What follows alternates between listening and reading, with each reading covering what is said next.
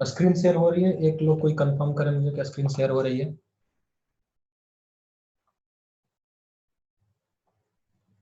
Screen and voice clear है सारे लोगों को? आदित्य आनंद विभाग में। Yes sir, yes sir, yes sir. Clear है। ओके, चलिए। तो सबसे पहले आज हम लोग देखते हैं टॉपिक क्या क्या होगा। तो सबसे पहले आज हम लोग देखेंगे कि variable in C plus plus, कौन कौन से वेरिएबल हैं सी प्लस प्लस में। और कल हमने थोड़ा सा देखा था कि वेरिएबल कैसे डिक्लेयर करते हैं। वेरिएबल सबसे मोस्ट इंपॉर्टेंट पार्ट है सी प्लस प्लस का।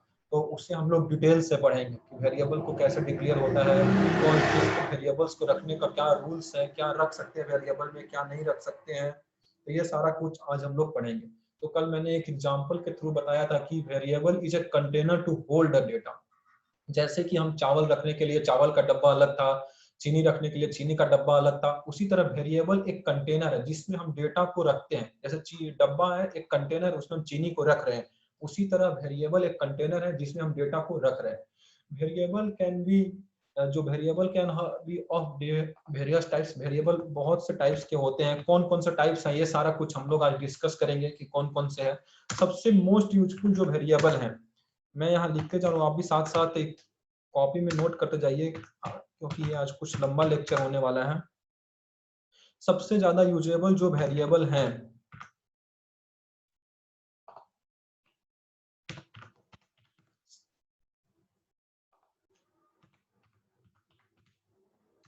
सबसे ज्यादा जो वेरिएबल्स यूजेबल हैं वो हैं होते हैं integer, float, character, double, Boolean. अगर ये सारा वेरिएबल आप जान सकते हैं तो इसका मतलब कि आप सारा वेरिएबल को आप सारे वेरिएबल के बारे में अच्छे तरह से जानते हैं। तो सबसे पहला जो वेरिएबल जो सबसे ज्यादा यूजफुल वेरिएबल है, तो पहला आता है इंट। इंट वेरिएबल बहुत ज्यादा यूज होगा हमें। तो इंट का मतलब होता है इंटीजर। इंटीजर और इंटीजर में कुछ भी आ सकता है। जैसे कि इंटीजर में आप लिख सकते हैं 1, 2, 3, कुछ भी, -1, -2, जो भी इंटीजर से बिलोंग कर रहा है वो हमारा इंट वेरिएबल में आएगा। इसलिए हम इसको कुछ भी लिख सकते हैं, -2, -2040, जो भी नंबर होगा, इंटीजर नंबर होगा, वो हमें इंट वेरिएबल में, हम सी प्लस प्लस में उसको इंट वेरिएबल के अंदर स्टोर करेंगे। दूसरा आता है हमारा फ्लोट। फ्लोट तो इसमें होता है डेसिमल नंबर। फ्लोट मतलब होता है डेसिमल नंबर। जो भी हमारा डेसिमल पॉइंट का नंबर होगा वो हम फ्लोट वेरिएबल में स्टोर करेंगे। जैसे 1.22, 2.33, जो भी डेसिमल पॉइंट ऑफ नंबर होंगे वो हम फ्लोट वेरिएबल में स्टोर करेंगे। सबसे पहला होता है इंट। इंट में जो भी इंटीजर नंबर होगा वो इंट में स्टोर होगा। दूसरा है फ्लोट, जो फ्लोट वाले वेरिएबल होंगे वो फ्लोट वाले में स्टोर होंगे। और थर्ड होता है कैरेक्टर। थर्ड होता है कैर। कैर तो कैर में क्या स्टोर करेंगे, तो कैर में कैरेक्टर को हम स्टोर करेंगे। कैर थर्ड में, कैर में हम कैरेक्टर को स्टोर करेंगे, जो भी हमारा कैरेक्टर टाइप्स नंबर होंगे। तो कैरेक्टर टाइप वेरिएबल कैर कहते हैं। जैसे कि आप सिंगल कोट्स के अंदर सी को स्टोर करना है, डी को स्टोर करना है, जो भी कैरेक्टर को हमें स्टोर करना है तो वो हम कैर में स्टोर करेंगे। अगर हम कोई प्रोग्राम बनाएंगे उसमें हमको कैरेक्टर की जरूरत होगी कि हमको सी स्टोर करना है, डी का स्टोर करना है, तो वो हम कैर में स्टोर करेंगे। और फोर्थ होता है डबल। डबल क्या होता है कि डबल मतलब कि ये फ्लोट के तरह ही है, लेकिन जो हाई प्रिसीजन के वैल्यू रहेंगे, जिसकी वैल्यू हाई प्रिसीजन है, उसे हम डबल में स्टोर करेंगे। ये फ्लोट की तरह ही है, same as float, same as float, but have high precision.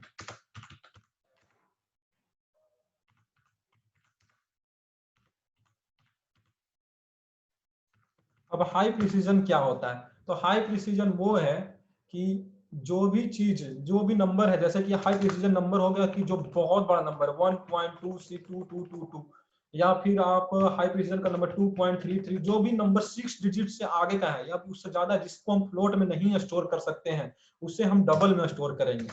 उसके बाद फिर हमारा आएगा बुलियन। बुलियन में बस हमें 2 वैल्यू आती है, इसका नाम है बुलियन। बुलियन में बस 2 वैल्यू आएगी, या तो ट्रू होगा या तो फॉल्स होगा। या तो स्टेटमेंट हमारा ट्रू है, इसमें बस 2 वैल्यू आएगी, ट्रू एंड फॉल्स। ये मोस्ट यूजेबल वेरिएबल हैं जो सबसे ज्यादा यूज होते हैं।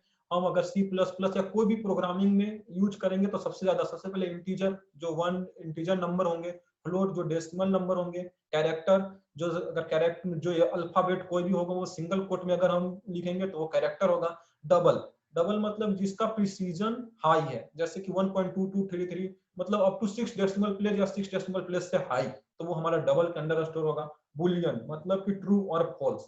जैसे मैं एक एग्जांपल से बता रहा हूं, जैसे मैं एक एग्जांपल दे रहा हूं कि int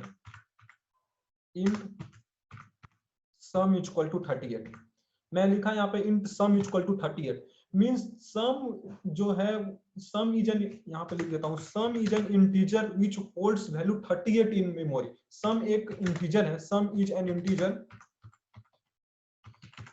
which holds 38 in memory. मतलब कि होगा कि सम एक ऐसा इंटीजर है जो 38 वैल्यू को स्टोर कर रहा है। जैसे ही हम ये डिक्लेयर किए इंटीजर, मतलब कि वो इंटीजर नाम का एक डब्बा बनाओ, जैसे कि यहाँ पे हम चावल रखने जा रहे थे तो चावल का एक डब्बा लिए और उसमें sum is equal to 38 value store किए, मतलब ये हमारा डब्बा है और इसके अंदर जो सम 38 वैल्यू स्टोर कर रहे हैं वो हमारा डेटा है। तो वह इसका मतलब है कि जैसे ही हम इंट लिखेंगे, इंट नाम का एक मेमोरी बन जाएगा। कोई कंपाइलर में जो भी वर्चुअल मशीन होगा उसमें एक कंपाइलर में एक मेमोरी बना जाएगा इंटीजर नाम का, और उसमें वो 38 वैल्यू जाकर स्टोर कर देगा। इसका मतलब ये होता है। अब हम समझेंगे कि सिंटैक्स की कैसे वेरिएबल डिक्लेयर करते हैं। तो सिंटैक्स टू डिक्लेयर वेरिएबल। अब हम सिंटैक्स पढ़ेंगे कि वेरिएबल अगर हमको जानते हैं तो हम कैसे उसको डिक्लेयर करेंगे। अगर कोई भी वेरिएबल है तो कैसे डिक्लेयर करेंगे। तो सबसे पहले वेरिएबल डिक्लेयर करने का सबसे पहले डेटा टाइप्स लिखेंगे, जो भी होगा उसका डेटा टाइप लिखेंगे। जैसे मैंने इंटीजर लिखा, ये वेरिएबल डिक्लेयर करने का इंट है तो ये डेटा टाइप हुआ। और उसके बाद फिर हम वेरिएबल नेम लिखेंगे, वेरिएबल नेम। उसके बाद हम लोग वेरिएबल नेम लिखेंगे। सबसे पहला होगा डेटा टाइप बताना, कौन सा डेटा टाइप है, इंट है, फ्लोट है, कैरेक्टर है, डबल है, बुलियन है, वो डेटा टाइप सबसे पहले लिखेंगे। उसके बाद वेरिएबल नेम लिखेंगे, जैसे मैंने यहाँ पे वेरिएबल का नाम सम लिखा, उसी तरह उसके बाद वेरिएबल नेम लिखेंगे और लास्ट उसके बीच में फिर इक्वल टू का साइन देंगे और फिर जो भी वैल्यू होगा हमारा वो वैल्यू लिखेंगे। जैसे मैं यहाँ पे डेटा टाइप इंटीजर यूज किया, कोई भी integer, float, character, double, Boolean, आगे भी डेटा टाइप्स के बारे में डिस्कस करूंगा कि डेटा टाइप्स कौन कौन से हैं, कैसे कैसे यूज करेंगे। और उसके बाद वेरिएबल नेम, वेरिएबल नेम में आप ये जरूरी नहीं है कि सम ही लिखे, कुछ भी वेरिएबल नेम आपका जो भी नाम है वेरिएबल का वो दे सकते हैं, लेकिन कुछ रूल्स हैं कि ये चीज आप वेरिएबल नेम में नहीं रख सकते। वो मैं आपको डिस्कस करूंगा आगे कि कौन कौन चीज को वेरिएबल नेम में रख सकते हैं और किसको नहीं रख सकते हैं। और इक्वल टू वैल्यू, वैल्यू मतलब असाइन हो रही है वैल्यू, वैल्यू आप कुछ भी असाइन कर सकते हैं, कैरेक्टर असाइन कीजिए, नंबर असाइन कीजिए, डेसिमल असाइन कीजिए, जो भी आप वैल्यू दीजिएगा तो वो असाइन होगा। वैसी सिंटेक्स ये हो गया हमारा डिक्लेयर करने का वेरिएबल की। कोई भी वेरिएबल अगर डिक्लेयर करना है तो सबसे पहले ये हमको जानना जरूरी है। जैसे कि मैं एक एग्जांपल लेकर फिर से बता रहा हूं, एग्जांपल लिया, जैसे कि मैं फ्लोट वेरिएबल स्टोर किया, फ्लोट, और उसका नाम दिया राम और इक्वल टू दिया 40 दिया, 48 दे दिया, ठीक है। तो मतलब फ्लोट है वो डेटा टाइप है, फ्लोट जैसे ही लिखा मतलब वो समझ जाएगा कि फ्लोट नाम का एक मेमोरी बनाओ और उसमें जाकर वेरिएबल का नाम लिख दो राम, उस वेरिएबल का नाम राम है और उसमें वैल्यू जाकर 48 रख दो। तो इसका क्या होता है, इतना फास्ट ये कंपाइलर तुरंत से एक फ्लोट नाम का डेटा बनाया, उसमें उसका नाम राम रखा और उसमें जाकर 48 वैल्यू स्टोर कर दिया। जस्ट लाइक एग्जांपल, कैसे कल जैसे मैं बताया था कि राइस का डब्बा था, राइस का डब्बा ना, उसमें राइस का डाटा था, राइस का नाम था राइस और उसमें राइस का जो क्वांटिटी थी वो जाकर रख दिए। उसी तरह फ्लोट नाम का डेटा टाइप था और उसमें वेरिएबल आया और उसमें जाकर 48 वैल्यू को स्टोर कर दिया। उसी तरह से एक और चीज है कि स्कोप पे वेरिएबल, जो स्कोप पे बेसिक है उस पे वेरिएबल को दो टाइप्स में क्लासिफाइड करते हैं। जैसे based on scope variable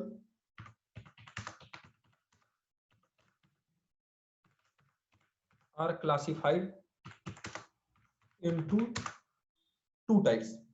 variable को स्कोप के बेसिक पे दो टाइप्स में क्लासिफाइड किए हैं। अब कौन कौन से हैं, तो सबसे पहला जो वेरिएबल का स्कोप पे क्लासिफाइड किया गया है वो है हमारा लोकल वेरिएबल। लोकल वेरिएबल,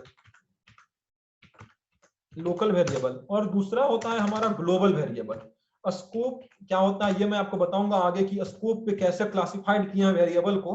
तो दो वेरिएबल का कैटेगरी है, local variables and global variable. जैसे सारे लैंग्वेज में होते हैं वैसे यहाँ भी स्कोप के बेसिस पे दो वेरिएबल्स डिवाइड किए गए, एक लोकल और दूसरा ग्लोबल।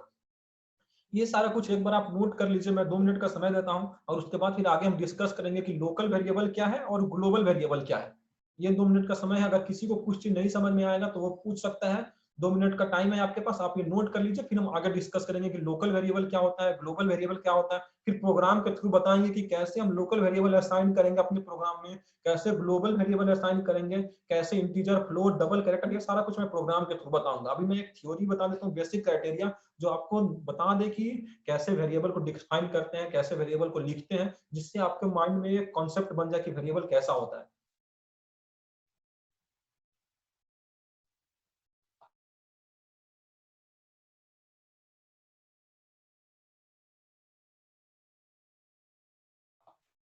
किसी को कुछ समझ नहीं आ रहा तो वो पूछ सकता है। आदित्य आनंद, विभाकर झा, दीपक कुमार, करिश्मा कुमारी, ये मोटो G3 है, वो अपना नाम रीनेम कर लीजिए। मुस्कान, निखिल सैनी, निशा कुमारी, रंजित राज, किसी को कहीं भी कोई नहीं समझ में आया तो वो पूछ सकते हैं।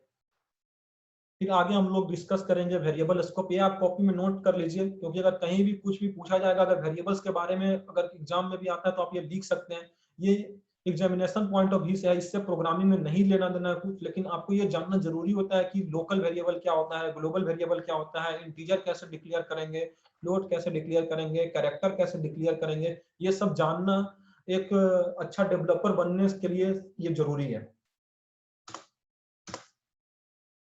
सारे लोगों ने नोट कर लिया? Yes sir. Okay, Yes, sir. चलिए अब हम वेरिएबल का स्कोप देखते हैं। वेरिएबल का स्कोप क्या होता है, क्यों स्कोप के बेसिस पे इसे क्लासिफाइड किया गया, वेरिएबल स्कोप क्या आता है। तो scope of a variable is the region in code where the existence of variable is valid. मतलब सबसे पहला एक ऐसा रीजन होता है जहां पर वो वेरिएबल एग्जिस्ट कर रहा है। जैसे कि स्कोप में, जैसे एक एग्जांपल के लिए मैं बताता हूं कि आप इंडिया के सिटीजन हैं और आप कनाडा में जा रहे हैं, और कनाडा वाले से कोई पूछता है कि ये जो इंसान आपके देश का, क्या आपके देश का नागरिक है, तो कनाडा वाले बताएंगे कि नहीं। मतलब कि स्कोप आपका जो है वो सिर्फ इंडिया तक सीमित है। स्कोप मतलब हुआ कि जहां तक आप अपना क्राइटेरिया, जहां तक आप अपना एक डेटा को फिक्स कर रहे हैं, वैसे ही वेरिएबल का स्कोप होता है। जैसे मैं एग्जांपल दिया था इंडिया और कनाडा में, तो वो हुआ कि जहां तक आप अपने, जहां तक आपको लोग जान रहा है, तो वहां वो स्कोप होता है। वही अगर अगर मान लीजिए कि आप इंडिया के सिटीजन हैं, मैं एक लाइन इसमें लिखता हूँ सबसे पहले, फिर बताता हूँ आगे एग्जांपल के थ्रू क्या होता है। तो होता है scope of a variable is the region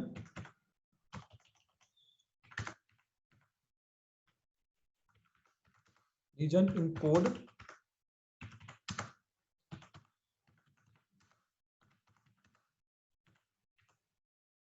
where the existence of variable is valid। मतलब एक ऐसा रीजन है जहां पे वो वेरिएबल एग्जिस्टेंस वैलिड है। जैसे मैं अभी एग्जांपल दिया था कि स्कोप जो है, जैसे आप इंडिया का सिटीजनशिप है आपके पास, आप कनाडा में जाते हैं, कनाडा का आपके पास सिटीजनशिप नहीं है, वीजा नहीं है, कुछ भी नहीं है, तो आपसे अगर कनाडा वाले कोई पूछेगा कि ये जो इंसान है आप इसको जानते हैं, कनाडा गवर्नमेंट पूछेगी कि आप क्या है, तो आपके पास कुछ नहीं है कनाडा का, मतलब आप कनाडा से नहीं बिलोंग सकते। आपका जो भी स्कोप है वो इंडिया से बिलोंग करता है। मतलब इंडिया के इंटायर कंट्री में आपके पास इंडिया का सिटीजनशिप है, इंडिया का वोटर आईडी कार्ड है, आधार कार्ड है, मतलब आपका स्कोप सिर्फ इंडिया तक है। तो ये हमारा लोकल वेरिएबल होता है, मतलब कि उस लोकल में सिर्फ डिफाइन है। और ग्लोबल, जैसे कि फिर दूसरा एग्जांपल कि आप कनाडा गए, कनाडा का आपके पास वीजा है, तो आप कनाडा में जाते हैं और कनाडा, आपके पास इंडिया का सिटीजनशिप है और कनाडा का वीजा है, लेकिन आप वहां जाते हैं तो आपसे कोई गवर्नमेंट पूछती है कि क्या है आपके पास, मतलब कि आपका स्कोप इंडिया और कनाडा दोनों में है, मतलब आपका स्कोप ग्लोबली है। तो इसको हम कहेंगे कि आपका स्कोप ग्लोबली है, आप ग्लोबल वेरिएबल है, कि आपके पास इंडिया का सिटीजनशिप है, इंडिया में तो आपको सब लोग जान ही रहा है, कनाडा में भी जा रहा है, कनाडा गवर्नमेंट को कह रही है कि हाँ भैया ये इंडिया का वीजा, इसके पास कनाडा का वीजा है, ये इंडिया का यहाँ पे रहता है, मतलब कि कनाडा गवर्नमेंट भी आपको जान रही है जब वो वीजा साइन करती है। तो तो मतलब आपका स्कोप हो गया ग्लोबली। जब इंडिया और कनाडा दोनों मिक्स हुए, या तो ग्लोबल स्कोप कब होता है, या तो आपके पास कम से कम 2 या 2 से ज्यादा स्कोप हो, तब उसको हम ग्लोबल स्कोप कहते हैं। लोकल स्कोप कब कहेंगे, जब विद इन ब्लॉक डिफाइन रहेगी। अगर कोई भी पॉइंट अगर एक ब्लॉक में सिर्फ डिफाइन है तो उसे हम कहेंगे कि ये सिर्फ लोकल स्कोप है, ये सिर्फ इसी ब्लॉक के लिए डिफाइन है। लेकिन ग्लोबल स्कोप कब हुआ, कि जब ये एक बार डिफाइन कर दिया, वो कहीं से भी कॉल हो, पूरा ग्लोबली पूरा प्रोग्राम में भी कहीं से कॉल कर रहे हैं, तो मतलब हो गया ग्लोबल स्कोप। तो ये हमारा स्कोप होता है।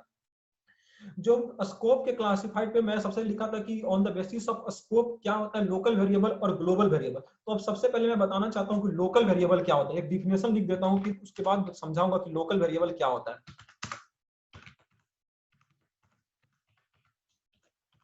लोकल वेरिएबल, तो local variable are declared inside the braces of any function and can be accessed only from here. जैसे मैं अभी बताया था कि आप इंडिया का सिटीजनशिप है, तो आप इंडिया में कहीं भी जा सकते हैं, आपसे कोई कुछ नहीं पूछेगा। लेकिन मतलब कि वो एक ब्रेसेस में डिफाइन किया गया है, इसका मतलब हुआ लोकल। ये सारा कुछ आपके एग्जामिनेशन पॉइंट ऑफ व्यू से और आपके ये भी नॉलेज पॉइंट ऑफ व्यू से बहुत जरूरी है। Local variables are declared inside the braces of any function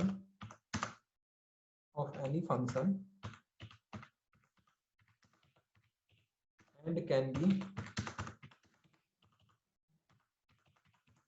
accessed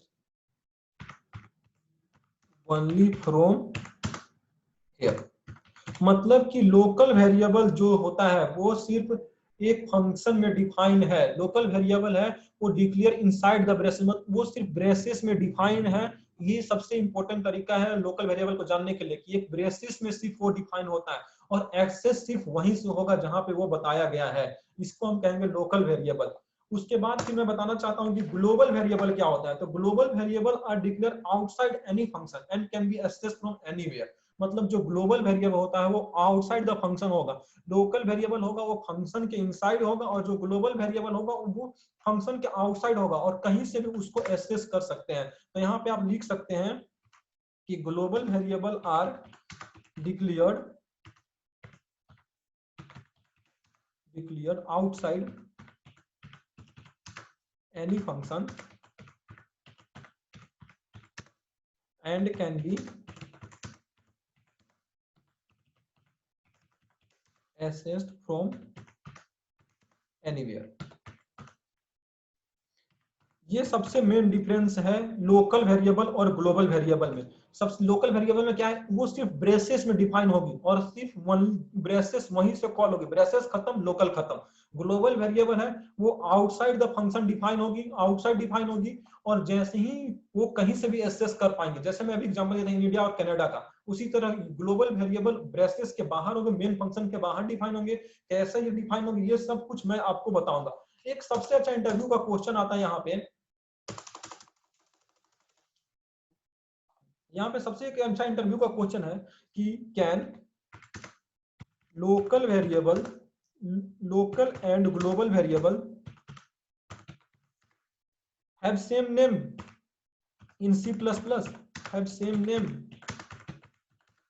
in C++। क्या हम लोकल और वेरिएबल को, लोकल या ग्लोबल वेरिएबल को सेम नेम दे सकते हैं C++ में? ये बहुत इंपॉर्टेंट का, बहुत इंटरव्यू का क्वेश्चन, ये हमेशा पूछा जाता है और बहुत से लोग इस पर नहीं बता पाते हैं कि हाँ दे सकते हैं नहीं दे सकते हैं, क्योंकि वो कंफ्यूज हो जाते हैं। इसका आंसर है यस, लेकिन कैसे ये मैं आपको प्रोग्राम से बताऊंगा, दिखाकर सेम नेम दूंगा और वो एक्सेस कर पाते हैं कि नहीं कर पाते हैं, ये सब कुछ मैं प्रोग्राम से आपको बताऊंगा। कि लोकल वेरिएबल का सेम नेम रखते हैं तो वो लोकल वेरिएबल को एक्सेस करेगा, हमारा जो कंपाइलर होगा कि ग्लोबल को एक्सेस करेगा, ये सारा कुछ मैं आपको प्रोग्राम से बताऊंगा।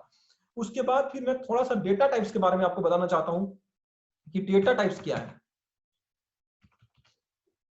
डेटा टाइप्स के बारे में मैं बताना चाहता हूं। लोकल वेरिएबल ग्लोबल वेरिएबल, अगर किसी को कुछ नहीं समझ में आया है तो आप 1 मिनट में पूछ लीजिए, उसके बाद फिर हम आगे डेटा टाइप्स के बारे में चलेंगे। ये क्वेश्चन को मैं अभी आगे प्रोग्राम से समझाऊंगा। प्रोग्राम से जब बताऊंगा कि लोकल वेरिएबल को कैसे दे सकते हैं तो ये आप समझिएगा बहुत अच्छे तरीके से। इसलिए मैं इस क्वेश्चन को भी डिस्कस नहीं कर रहा हूं। ये क्वेश्चन हमारी पेंडिंग है,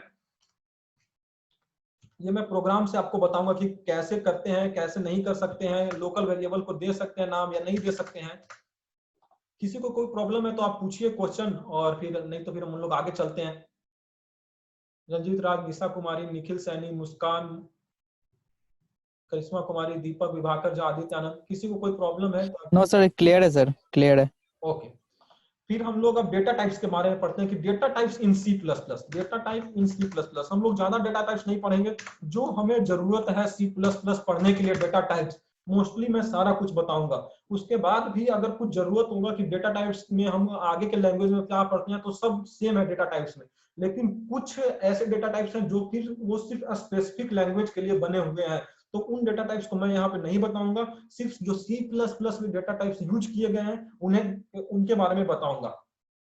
तो data types define the type of data a variable can hold. जैसे कि मैं यहाँ पे एक लाइन लिख देता हूं, data types define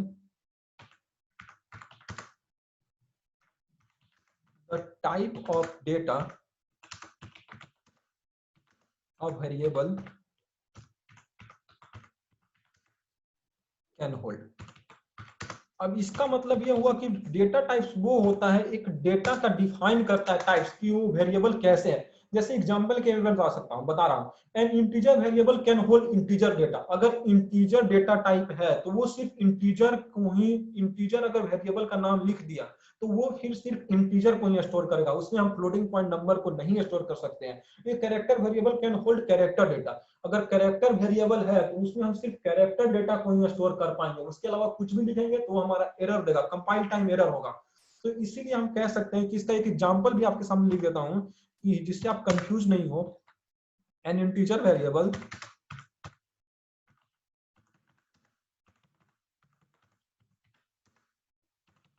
can hold only integer data. हमेशा याद रहेगा, अगर इंटीजर वेरिएबल डिफाइन कर रहे हैं तो वो हमेशा सिर्फ इंटीजर डेटा ही स्टोर करेगा, उसके अलावा जो कुछ भी हम उसको दिए तो वो गलत समझेगा कि नहीं गलत है। उसी तरह अगर कैरेक्टर है, ये कैरेक्टर है, तो वो सिर्फ कैरेक्टर डेटा को ही स्टोर करेगा।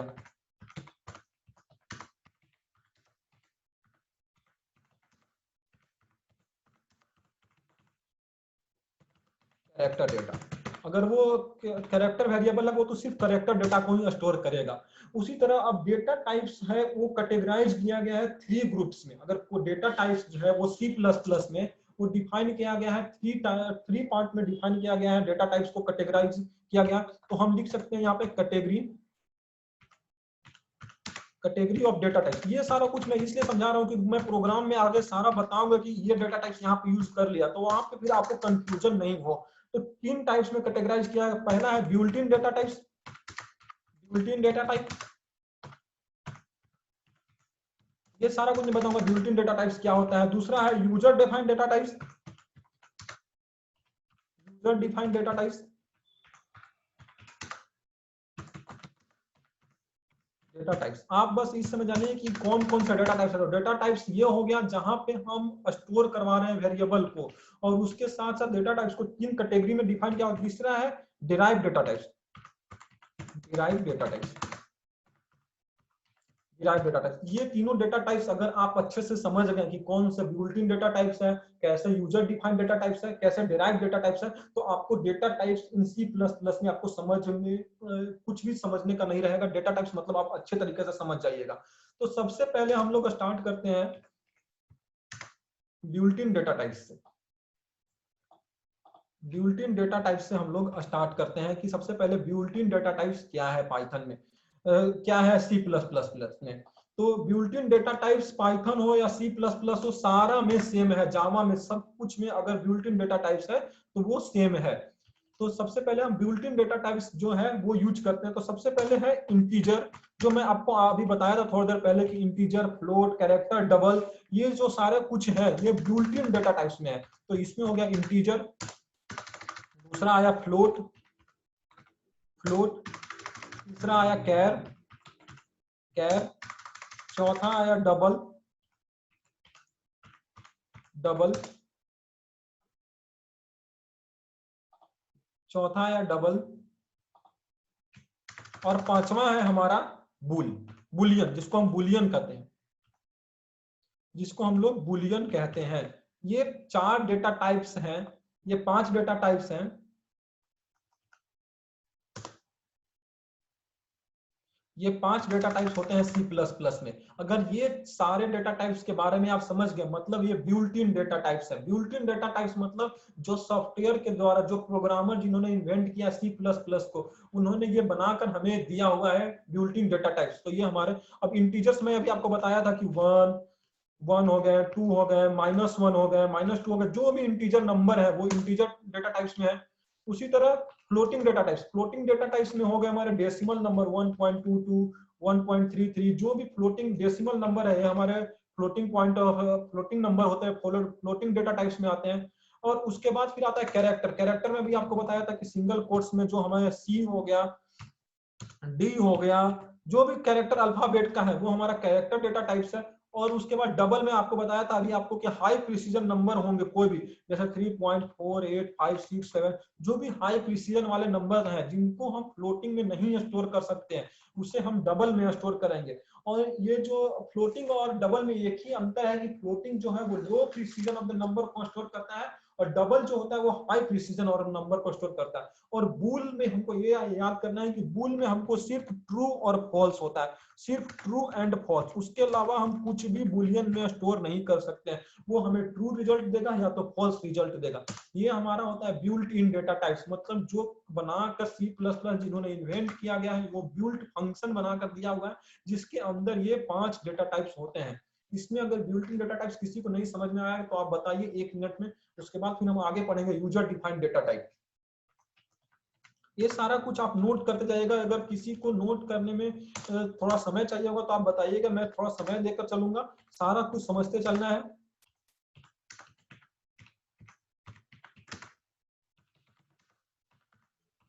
User defined data types, built in data types आप लोगों को, सारे लोगों को समझ में आ गया? आदित्य आनंद, विभाकर झा, दीपक कुमार, यस सर। हाँ। अगर किसी को कहीं भी कोई नहीं समझ में आएगा, आप वहां से माइक को यस सर। अनम्यूट करके मेरे से पूछिएगा, मैं आगे बताऊंगा। अब आता है user defined data types. User defined data types most important data types है जो हम डिफाइन करते हैं, जो यूजर है उसको डिफाइन करता है। तो इसमें आता है स्ट्रक्ट।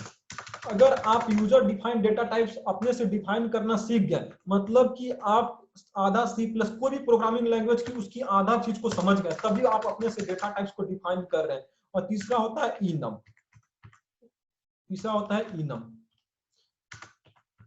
इनम।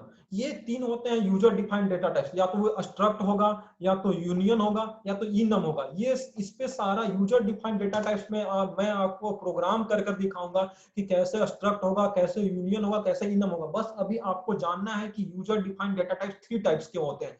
नेक्स्ट मैं इस पे प्रोग्राम कर सारा कुछ आपको समझाऊंगा, इसलिए आपको बिल्कुल नहीं सोचना है कि यूजर डिफाइंड डेटा टाइप्स क्या होता है। यूजर डिफाइंड डेटा टाइप्स पर जानिए इसका डिफिनेशन, कि जो यूजर ने डिफाइन किया है वो यूजर डिफाइंड डेटा टाइप्स है। इसके अंदर 3 कैटेगरी है, स्ट्रक्ट, यूनियन और इनम।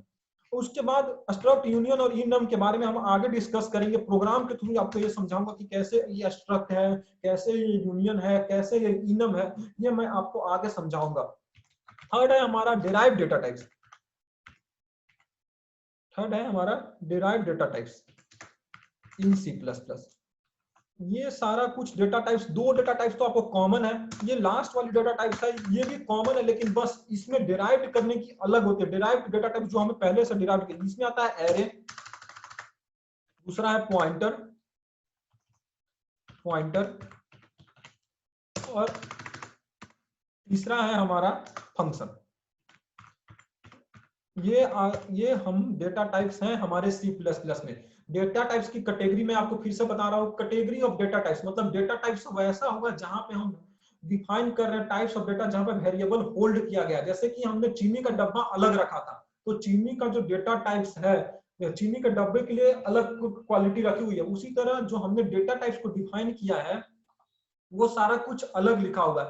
अब डेटा टाइप्स 3 टाइप्स के हुए हैं, तो इसके लिए बिल्ट इन डेटा टाइप्स जो पहले से बनाकर दिया गया है, यूजर डिफाइंड डेटा टाइप्स जिसको मान लिए वो सॉफ्टवेयर के साथ हमको नहीं मिला, हमको डेटा टाइप्स की जरूरत है, तो हम उसको यूजर डिफाइंड डेटा टाइप्स कहेंगे। तीसरा होता है डिराइव्ड डेटा टाइप्स, मतलब कि जो डिराइव्ड किया जा रहा है हम आगे इसको डिराइव करके यूज करें। डिराइव्ड डेटा टाइप्स तो एक तरह से आप कह सकते हैं कि यूजर डिफाइंड डेटा टाइप्स नहीं है, लेकिन ये कॉम्प्लेक्स वे में है, तो इसको हम डिराइव्ड डेटा टाइप्स होते हैं। अब बिल्ट इन डेटा टाइप तो आपको मैं सारा कुछ यूज करके प्रोग्राम के थ्रू समझा दिया था। यूजर डिफाइंड डेटा टाइप्स में स्ट्रक्ट होता है, यूनियन होता है, इनम होता है, ये मैं आपको